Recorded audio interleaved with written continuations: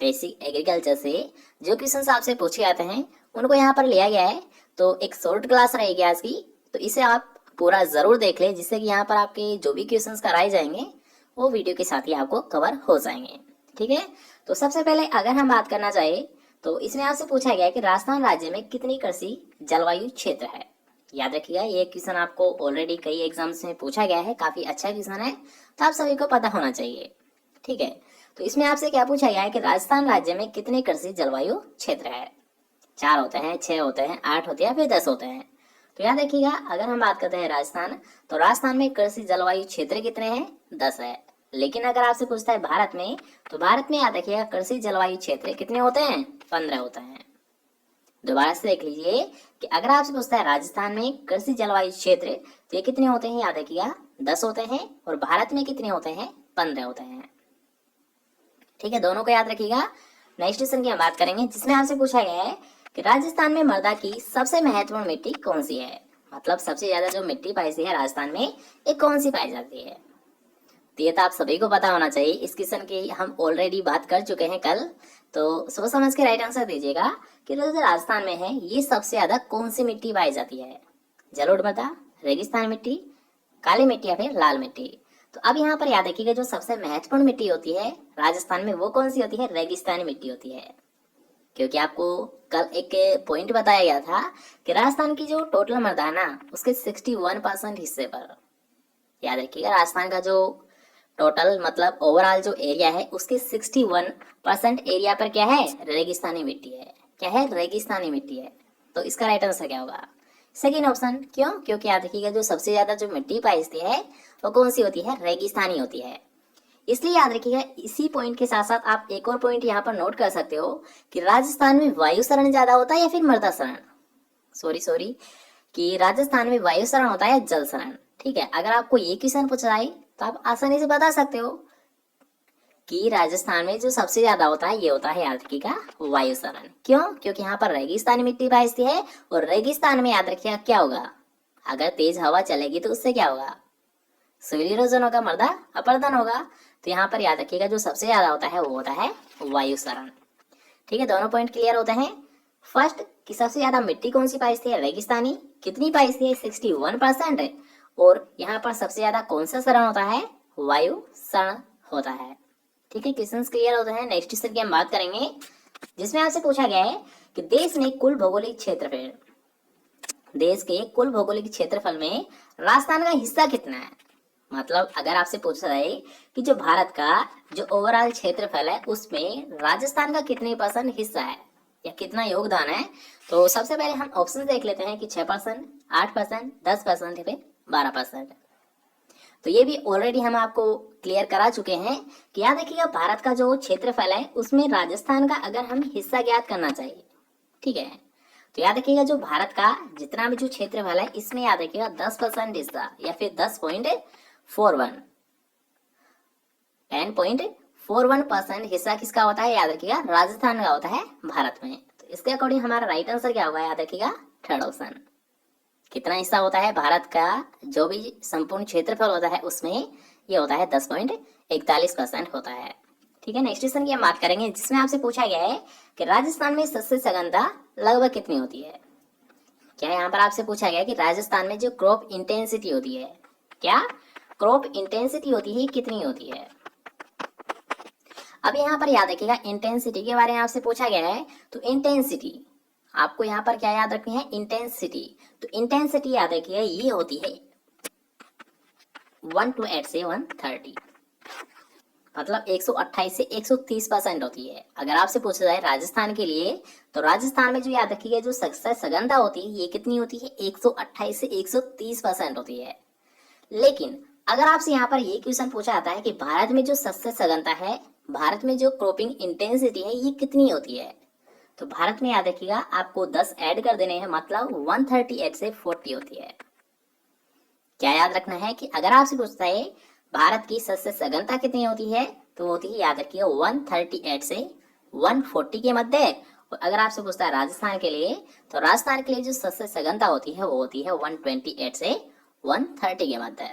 तो इसके according right answer क्या होगा, याद रखिएगा थर्ड ऑप्शन। नेक्स्ट क्वेश्चन जो कि आप सभी को पता ही होगा कि आईसीआर कहाँ पर स्थित है। तो याद रखिएगा आईसीआर की जो स्थापना की गई थी ये की गई थी नई दिल्ली में की गई थी। ठीक है, और आईसीआर की स्थापना कब की गई थी ये तो आप सभी को ही पता होगा, अगर नहीं है तो आप इसे एक बार नोट कर ले कि 16 जुलाई 1929 को आईसीआर की स्थापना कहाँ पर की गई थी, नई दिल्ली में की गई थी। कब की गई थी, 16 जुलाई 1929 में की गई थी। और अगर आपसे पूछता है आईसीआर दिवस कब मनाया जाता है, आईसीआर दिवस कब मनाया जाता है, तो याद रखिएगा आईसीआर दिवस है ये मनाया जाता है 16 जुलाई को मनाया जाता है। कब मनाया जाता है, 16 जुलाई को मनाया जाता है। ठीक है, याद रहेगा। दोबारा से देख लीजिए तीनों पॉइंट को, तीनों ही याद रखिएगा, आपको एग्जाम में देखने को मिल जाते हैं कि आईसीआर की स्थापना कहाँ पर की गई थी, नई दिल्ली में की गई थी। कब की गई थी, 16 जुलाई 1929 में की गई थी। आईसीआर दिवस कब मनाया जाता है, याद रखिएगा 16 जुलाई को आईसीआर दिवस मनाया जाता है। ठीक है, तीनों पॉइंट क्लियर होता है। नेक्स्ट क्वेश्चन की हम बात करेंगे जिसमें आपसे पूछा गया है कि चावल की संकर किस्म कौन सी है, चावल की संकर किस्म कौन सी है। तो अब यहाँ पर याद रखिए आपसे क्या पूछा गया, हाइब्रिड वेराइटी। तो हाइब्रिड वेराइटी कौन सी होती है, याद रखिएगा ये होती है PRH10 होती है। कौन सी होती है, PRH10 होती है। नेक्स्ट क्वेश्चन की हम बात करेंगे जिसमें आपसे पूछा गया है कि भारत में किस फसल में GM किस्मों को व्यापारिक रूप से उगाया जाता है। यहाँ पर क्या पूछा गया है कि ऐसी कौन सी फसल है जिसकी GM फसलों को, GM किस्मों को जेनेटिकली मॉडिफाइड, GM की फुल फॉर्म क्या है यहाँ पर याद रखिएगा, जेनेटिकली मॉडिफाइड मतलब रूपांतरित फसलें, रूपांतरित फसलें। अब रूपांतरित फसल होती कौन सी है, जैसे कि एग्जाम्पल के तौर पर अगर हम बात करना चाहिए, आपने पढ़ा होगा बीटी कॉटन, पढ़ा तो है ना, बीटी कॉटन क्या होता है। तो याद रखिएगा बीटी कॉटन याद रखिए एक रूपांतरित फसल का ही एक एग्जाम्पल है, एक उदाहरण है। क्यों, क्योंकि उसमें याद रखिएगा बीटी जीन को ट्रांसफर किया गया है। और अगर मान लीजिए ऐसा कोई प्लांट है जिसमें भारी जीन को ट्रांसफर किया गया है तो वो किस प्रकार का पौधा कहलाता है, याद रखिएगा रूपांतरित पौधा कहलाता है। ठीक है, क्वेश्चन समझ आ गया। तो अब आते हैं हमारे क्वेश्चन में जिसमें आपसे पूछा गया है भारत में किस फसल में GM किस्मों को व्यापारिक रूप से मतलब ज्यादातर हिस्से में लगाया जाता है। तो कौन सी फसल है, चावल को, मक्का को, कपास को या फिर सोयाबीन को। तो इसका राइट आंसर तो मैंने अभी आपको क्लियर कराया कि याद रखिएगा भारत में सबसे ज्यादा बीटी कॉटन को लिया जाता है। और इसमें याद रखिएगा बीटी कॉटन, ये बीटी यहाँ पर क्या होता है, एक प्रकार का जीवाणु होता है जिसका अगर हम बात करते हैं पूरा नाम तो इसका होता है याद रखिएगा बेसिलस thuringiensis। क्या होता है, बेसिलस thuringiensis अब पूरा नाम होता है। ठीक है, आसानी से याद रख पाओगे। तो अब आते हैं हमारे नेक्स्ट क्वेश्चन पर जिसमें आपसे पूछा गया है कि चिंकोरी किस फसल से संबंधित है। तो जल्दी से राइट आंसर बताइए, ऑप्शन आपके सामने है, बाजरा, मसूर, बरसीम फिर तिल।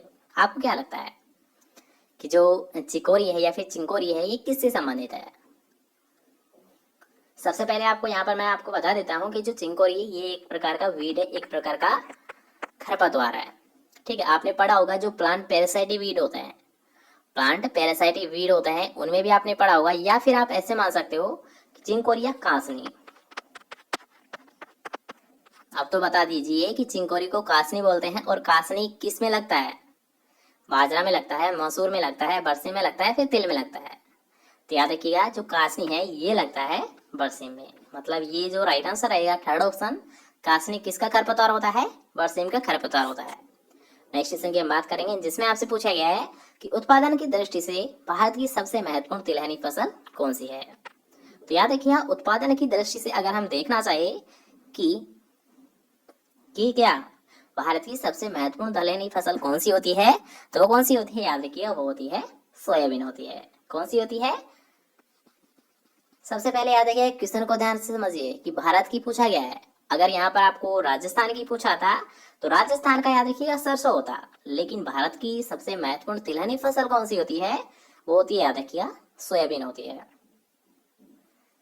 यहाँ पर इस क्वेश्चन को थोड़ा सा चेकआउट करना पड़ेगा, वैसे मेरे को यहाँ पर लग रहा है इसका राइट आंसर फर्स्ट होगा। ठीक है, लेकिन आगे एक बार जरूर कमेंट सेक्शन में बता दें कि इसका राइट आंसर क्या होगा, आपको क्या लगता है कि राइट आंसर क्या है। वैसे यहाँ पर ये याद रखिएगा ये जो क्वेश्चन है यहाँ से पुटअप किया गया था इसमें इसका सोयाबीन है, लेकिन इसका राइट आंसर शायद सोयाबीन नहीं है। आप एक बार इसे चेकआउट कर ले। मेरी दृष्टि से इसका जो राइट आंसर रहेगा, याद रखिएगा, मूंगफली होगा, क्योंकि भारत की जो तिलहनी फसल होती है ये होती है मूंगफली, और राजस्थान की जो प्रमुख तिलहनी फसल होती है वो होती है सरसों। ठीक है, इसलिए आप एक बार इसे चेकआउट जरूर कर ले।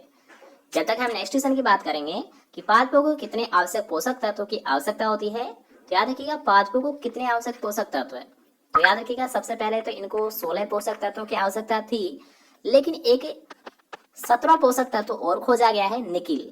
इसलिए 16 प्लस निकिल को जोड़कर अब मतलब प्रेजेंट टाइम में जो पौधों को आवश्यकता होती है पोषक तत्वों की, वो कितनी मानी गई है, 17 मानी गई है।